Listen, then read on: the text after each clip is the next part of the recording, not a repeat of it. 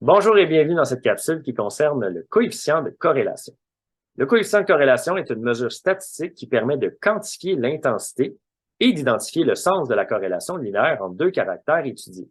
Quantifier l'intensité, ça veut dire lui associer une quantité. Jusqu'à maintenant, lorsqu'il venait le temps de qualifier la corrélation, pour l'intensité, on est allé de façon visuelle, d'une interprétation parfois personnelle.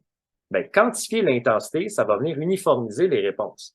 On va donner une quantité au nuage de points, et ce qu'on appelle le coefficient de corrélation. La valeur du coefficient de corrélation se situe dans l'intervalle -1, 1. Donc, la plus petite valeur qui est possible d'obtenir, c'est -1, et la plus grande, c'est 1. On peut estimer le coefficient de corrélation à l'aide de la méthode du rectangle. Et cette méthode-là, on va la voir dans l'encadré un petit peu plus bas. Maintenant, pour l'interprétation du coefficient de corrélation. Donc, on vous a dressé un petit tableau ici qui va venir vous permettre d'identifier l'intensité de la corrélation selon le coefficient obtenu. On vous met en garde tout de suite que c'est notre tableau à nous. Il existe d'autres tableaux, alors n'hésitez pas à vous référer à votre enseignant, parce que peut-être que les valeurs vont changer un petit peu.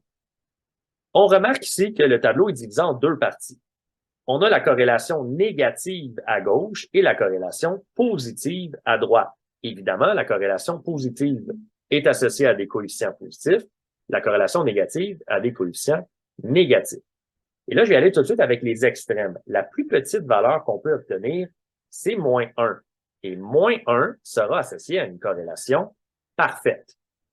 Du côté positif, bien, on aura exactement la même chose. 1 dans ce cas-là, puisque c'est positif, et 1 représente une corrélation qui va être parfaite également. Donc, on est -1 ou 1, on a une corrélation qui est parfaite. Et plus le coefficient va se rapprocher de 0, bien, plus l'intensité sera faible. Ainsi, je vais y aller du côté positif en premier. Si on a un coefficient situé entre 0,8 et 1, bien, on dira que la corrélation, elle est forte. Si on a un coefficient situé entre 0,5 et 0,8, on dira que la corrélation, elle est moyenne.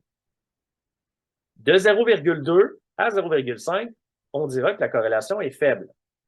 Lorsque le coefficient de corrélation est inférieur à 0,2, comme c'est une estimation, bien, on dira quand même que la corrélation, elle est nulle. Le lien va être tellement faible qu'on dira que la corrélation va être nulle dans ce cas-là. Et ce qu'on vient de faire pour la corrélation positive, on va retrouver exactement les mêmes valeurs pour la corrélation négative. Si le coefficient se situe de -1 à -0,8, on dira que la corrélation elle est forte.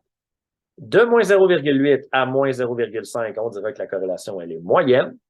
Et de -0,5 à -0,2, on dira que la corrélation elle est faible. Encore une fois, si on a une corrélation située entre -0,2 et 0, on dira quand même que la corrélation est nulle pour les raisons que j'ai énumérées précédemment. Voilà, on se retrouve dans le cadre suivant pour la méthode du rectangle.